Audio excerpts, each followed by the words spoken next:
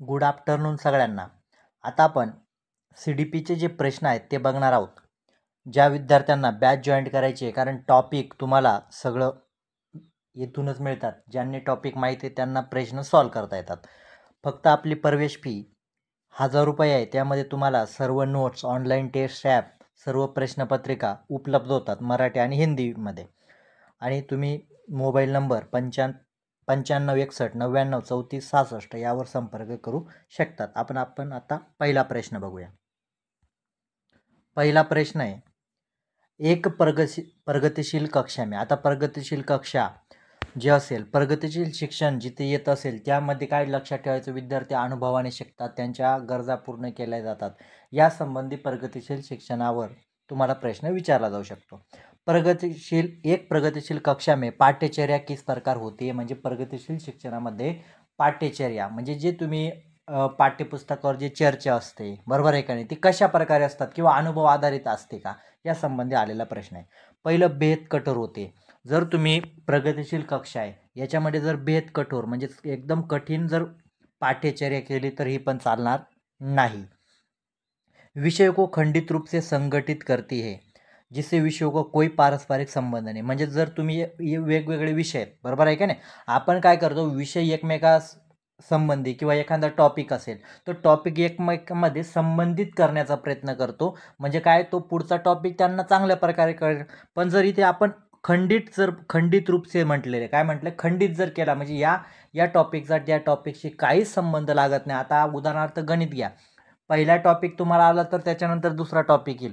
जर दोघं टॉपिकचा ताळमेळ लागत नाही तर त्याचा उपयोग होईल का, असं चालेल का आपल्याला, तर असं चालणार नाही. म्हणजे दुसरा ऑप्शन पण इथे उत्तर येणार नाही.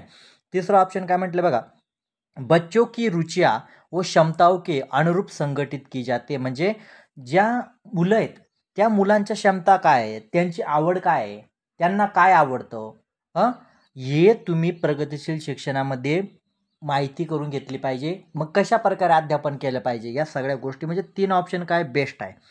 चौथं काय म्हटलं, जानकारी को असंगतीत तुकडं मी प्रस्तुत करणार. म्हणजे इथे पण तेच दिलं काय, खंड करा, म्हणजे त्यांचा एकमेकाशी काहीच संबंध लागत नाही आणि ते तुम्ही शिकवत बसा. चालेल का, चालणार नाही. म्हणून ऑप्शन 4 पण हे चुकीचं आहे. म्हणजे 3 ऑप्शन एकदम बेस्ट आहे. कारण काय, त्यांचे अनुभव असेल, त्यांची आवड असेल, त्यांच्या क्षमता असतील, या आधारे प्रगतिशील शिक्षणामध्ये शिकवलं जातं किंवा याचा विचार केला जातो. त्याच्यानंतर प्रश्न दुसरा बघा. प्रश्न दुसरा काय म्हणतोय, शिक्षा कक्षा में एक शिक्षक लड़कों से कहता है, पाठ्यक्रम गतिविधियों में गृह विज्ञान को मत लो, तुम लड़की नहीं हो, इससे किसका बढ़ावा मिलेगा. म्हणजे काय, आता हा वरचा प्रश्न एवढा वाचण्यापेक्षा फक्त इथे काय वाचायचं, तुम विज्ञान में भाग मत लो, तुम लड़की नहीं हो. म्हणजे बघा, त्या शिक्षकाला म्हणजे याचा अर्थ काय होतो, तुम लड़की नाही हो म्हणजे फक्त मुलीच काय करतात, त्या गृहविज्ञान जो विषय आहे त्याच्यामध्ये भाग घेतात. असं आहे का, कुठलाही विषय असं नाही का ते मुलीनेच घेतला पाहिजे किंवा मुलाने घेतला पाहिजे. मग जर त्या शिक्षकाला वाटत असेल तर हा शिक्षक काय जेंडर रूढीवादीने ग्रस्त आहे. म्हणजे काय, म्हणजे त्याला वाटतं का मुलींनी, आता समजा गुलाबी रंग आहे, पिंक आहे, आता पिंक रंग जर मुलाने शर्ट घातला तर लगेच लोक काय म्हणतात, नाही बाबा हा तर मुलींचा कलर आहे. म्हणजे मुलींचा कलर आहे म्हणजे असं का लेबल लावलेलं आहे. मग या लेबलला काय म्हणतात, जेंडर रूढीवाद म्हणतात. किंवा हे कोणी पण घालू शकतं ना, असं नाही का पिंक मुलींनीच घातलं पाहिजे तर मुलाने घातलं पाहिजे असं नाही. तर ते दोघं घालू शकतात. रंगावर कोणाचं आहे का वर्चस्व, अजिबात नाही. पण आपण काय केलं, मुलीने पिंक वापरला तर तो मुलीचा कलर, ही जेंडर रूढीवादाला काय केलं, एक आपण बांधून दिलं किंवा लेबल लावून दिलं, हा मुलीने वापरायला. म्हणजे मग त्या शिक्षका आपण काय जेंडर रूढीवादाने काय ग्रस्त आहे. समता आहे का, समता राहिली असती तर तो म्हटला असता का दोघांनी घ्या, काही प्रॉब्लेम नाही. लचिलापण म्हणजे त्याचं काय म्हटलं असतं, लचिलापण जर उत्तर राहिलं असतं तो म्हटला असता घेऊ शकतात म्हणजे मग लचिलापण. जरी मुलं घेत नाही तरी मुलांनी घेतला पाहिजे म्हणजे लचिलापण. आणि समान हे तर अजिबात येणार नाही. ऑप्शन 2 हे तुमचं उत्तर आहे.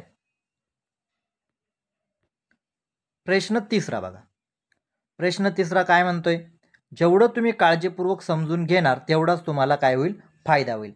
एक छात्र की वैचारिक स्पष्टता का आकलन प्रभावी ढंग से किस प्रकार किया जा सकता है. म्हणजेच एक छात्र म्हणजे एक विद्यार्थी शिक्षार्थी त्याच्या वैचारिक पातळीचं काय करायचं आहे, तुम्हाला आकलन करायचं आहे. वैचारिक पातळीचं आकलन म्हणजे तुम्ही विद्यार्थ्याला एखादी काहीतरी समस्या दिली, मग आता ती समस्या दिली तर त्याला विचार करू द्यायचा आहे, त्याचा स्वतंत्र विचार करू द्यायचा आहे. वैचारिक पातळी घ्यायची आहे ना, वैचारिक पातळी. पहिलं ऑप्शन काय म्हटलंय, छात्रों को परिभाषा पढ़ने के लिए कहकर. परिभाषा म्हणजे काय, एखाद्याची व्याख्या करायला लावा. आता व्याख्या करून, आता समजा त्रिकोणाच्या दिगकोणांचं तो बेरीज ही 180 असते, ही त्याने व्याख्या केली. याच्यामध्ये त्याला काही वैचारिक करण्यासाठी किंवा त्याचं मत मांडण्यासाठी संधी मिळाली का पहिल्या ऑप्शनमध्ये? तर अजिबात मिळाली नाही. म्हणजे पहिलं ऑप्शन बाहेर चालं. विद्यार्थियों को दैनिक जीवन में अवधारणा के अनुप्रयोग के बारे में सोचने के लिए कहकर. म्हणजे काय, विद्यार्थ्याला तुम्ही एखादी अवधारणा दिली आणि त्याच्या दैनंदिन जीवनामध्ये ती अवधारणाचा उपयोग तो कशा प्रकारे करणार, या संबंधी जर तुम्ही त्याला विचारलं तर तो नक्कीच वैचारिक पातळी म्हणजे विचार करू शकतो, वेगवेगळे उत्तर तुम्हाला येतील. म्हणजे दुसरं ऑप्शन थोडं योग्य आहे. तिसरं ऑप्शन काय म्हटलंय, छात्रों को, बघा हे काय, छात्रों को ये छाल झाले, छात्रों को बोर्ड पर कॉपी करने के लिए कहकर. म्हणजे काय, जे फळ्यावर लिहिलेलं ना ते लिहून टाक. याच्याने वैचारिक पातळीला काही मिळेल का? अजिबात मिळणार नाही. आणि चौथा ऑप्शन काय म्हटलंय, छात्रों को दूसरे छात्रों की प्रतिक्रिया को याद करने के लिए कहकर. म्हणजे तो समोरचा म्हणतोय ना ते पाठांतर कर, याला पण वैचारिक पातळी वाढेल का? अजिबात वाढणार नाही. पण ऑप्शन 2 बघा किती बेस्ट आहे, कारण विद्यार्थ्यांना दैनंदिन जीवनामध्ये ज्या अवधारणा आहेत त्या अवधारणाचा उपयोग करायला लावा, म्हणजे त्यांची वैचारिक पातळी काय आहे याची स्पष्टता नक्की येईल. प्रश्न चौथा काय म्हणतोय बघा, बच्चों के शारीरिक विकास का सीधा संबंध किसे. आता बघा, शारीरिक विकास असेल, सामाजिक विकास असेल, संज्ञानात्मक आणि संवेगात्मक, हे 4 विकास के आयाम आहेत. आता याच्यामध्ये आपल्याला काय विचारलेले, शारीरिक विकास विचारलाय. काय विचारलेले, शारीरिक विकास का सीधा संबंध. आता शारीरिक विकासाचा संबंध कुठे येतो, त्यापेक्षा आम्ही तुम्हाला सांगितलं होतं जे येत नाही ते पहिले काढा. आता बघा, आंतरवैयक्तिक संबंध कुठे गेला, शारीरिक विकासामध्ये येईल का? तर अजिबात येणार नाही. म्हणजे 4 बाहेर, चौथा ऑप्शन बाहेर झाला. आता ज्या ऑप्शनमध्ये 4 आहे ते बाहेर काढा. हे बघा, इथे बाहेर काढलं, इथे बाहेर काढलं, अजून 2 ऑप्शन उरले. त्याच्यानंतर संवेदी प्रकारे म्हणजे कुठे येईल, संज्ञानात्मक, आपल्या संवेगात्मक विकासामध्ये येईल. हे पण इथे येईल का? म्हणजे 2 ऑप्शन पण येणार नाही आणि 4 ऑप्शन पण ज्या यामध्ये राहील ते उत्तर येणार नाही. म्हणजे आता बघा, 2 इथे आलेले म्हणून हे बाहेर झालं. म्हणजे उरलं काय, 1 आणि 3. म्हणजे काय, वृद्धी म्हणजे काय, वाढ कुठे येते शारीरिक विकासामध्ये. आणि सूक्ष्म आणि सकल मोटर स्किल म्हणजे काय, सूक्ष्म गामा कौशल्य आणि स्थूल गामा कौशल्य हे कुठे येतात, शारीरिक विकासामध्ये येतात. म्हणजे हे दोघंच येतात, पहिलं आणि तिसरं. म्हणून आपलं उत्तर काय असेल, पहिलं आणि तिसरं जे ऑप्शनमध्ये ते तुमचं उत्तर आहे. म्हणजे इथे समजून घेण्यावर जास्त भर आहे. काय, समजून घेण्यावर जास्त भर आहे. शिक्षकों को स्वीकारना चाहिए कि सामाजिकरण की प्राथमिक संस्था आहे जिसकी प्राथमिक बचपन में भूमिका आहे. बघा, आता प्राथमिक संस्था आणि दुय्यम प्राथमिकरण हे पण तुम्हाला माहीत पाहिजे. आपलं सामाजिकरण जे होतं ना, सामाजिकरण म्हणजे कोणतं सामाजिकरण पहिले होतं, मग सामाजिकरणाचे भाग कोणते आहेत, कोणत्या भागामध्ये काय येतं हे आपल्याला माहीत असेल, तुम्ही चांगल्या प्रकारे उत्तर देऊ शकतात. आता बघा, मी तुम्हाला थोडक्यात सांगतो. मीडिया, स्कूल आणि पडोस, म्हणजे याला काय म्हटलं जातं, द्वितीय सामाजिकरण म्हटलं जातं. या तिघांना काय म्हटलं जातं, द्वितीय सामाजिकरण म्हटलं जातं. पण परिवार काय आहे, प्राथमिक सामाजिकरणामध्ये येतो, कारण सगळ्यात पहिले मूल कुठे असतं, परिवारामध्ये. मग जे काही त्याला सामाजिक प्राणी बनवलं जातं, सगळ्यात मोठा वाटा, पहिला वाटा कोणाचा असतो, पहिला तर परिवाराचा असतो.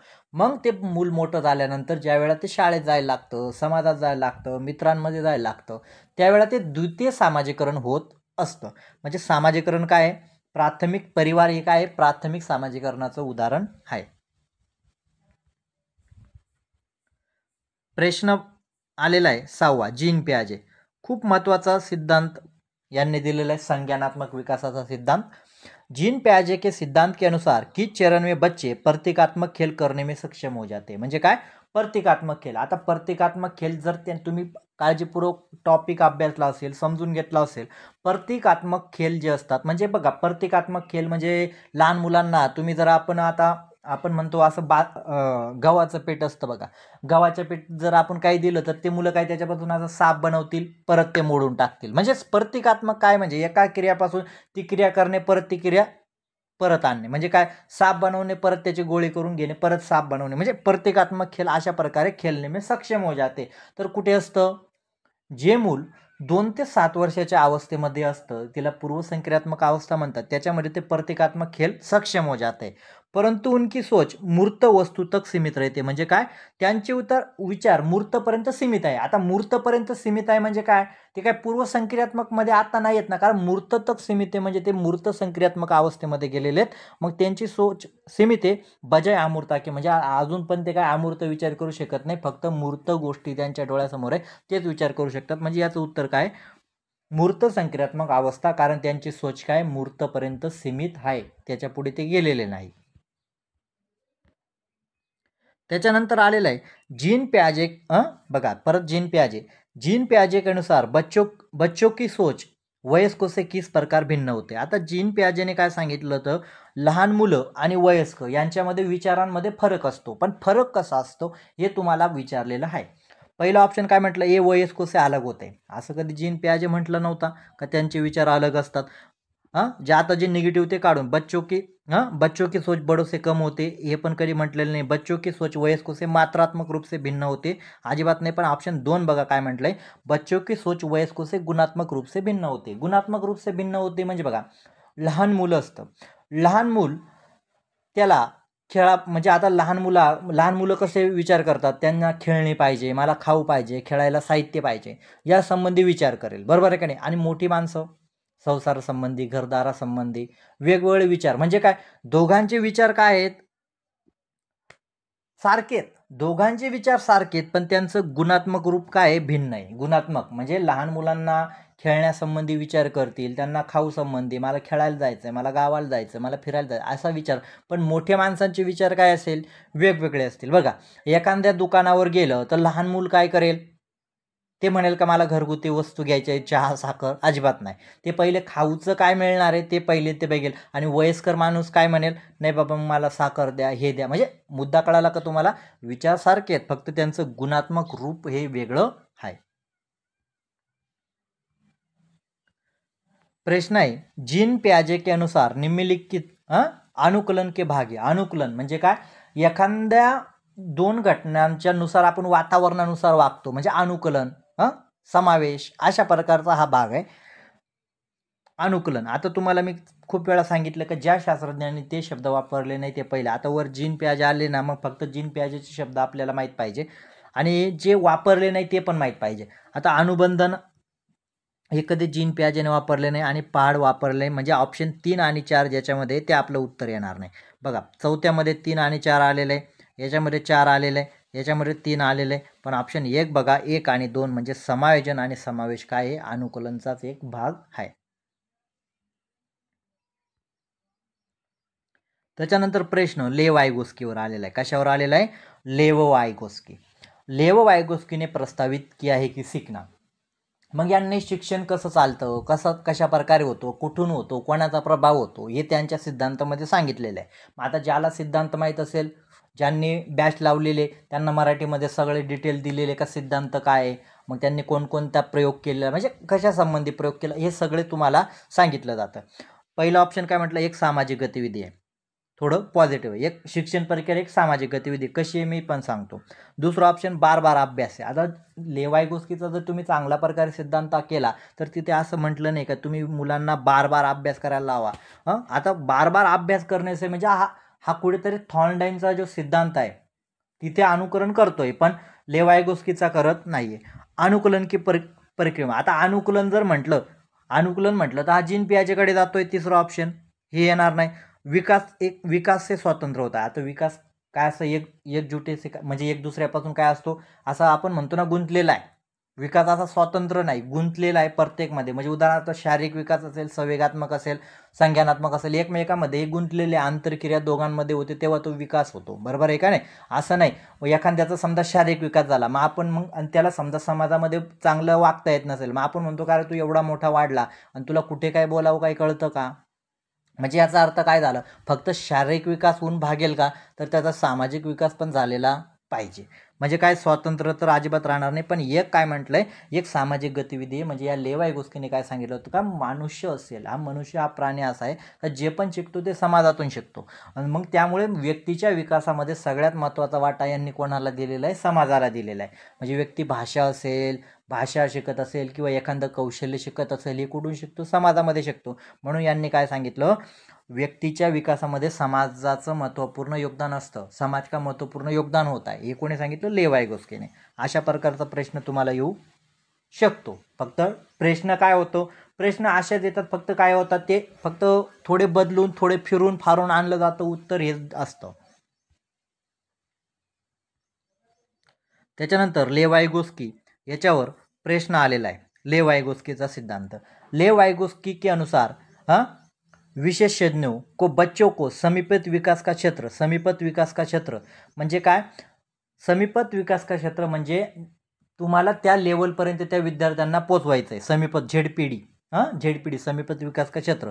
तर पर ले जाने के लिए क्या करना चाहिए, म्हणजे विद्यार्थ्याला तुम्हाला समीपत विकासाचा क्षेत्र म्हणजे त्या कौशल्यापर्यंत पोहोचवण्यासाठी काय करायचं आहे. पहिला ऑप्शन काय म्हटले, अनुकूलन को सुदृढ करना चाहिए. आता अनुकूलन म्हटलं तर जीन पाहिजे होता. सजा देणी चाहिए म्हणजे शिक्षा द्यायची का त्यांना, तर अजिबात चालणार नाही. सकारात्मक पुनर्बलन हा हे पण चांगलं आहे, म्हणजे त्यांना शाबासकी द्या, प्रोत्साहन द्या. पण हे कोणानुसार चांगलं आहे, BF स्किनरनुसार चांगलं आहे, हे पण येणार नाही. पण ऑप्शन 4 बघा, पाड प्रदान करना चाहिए.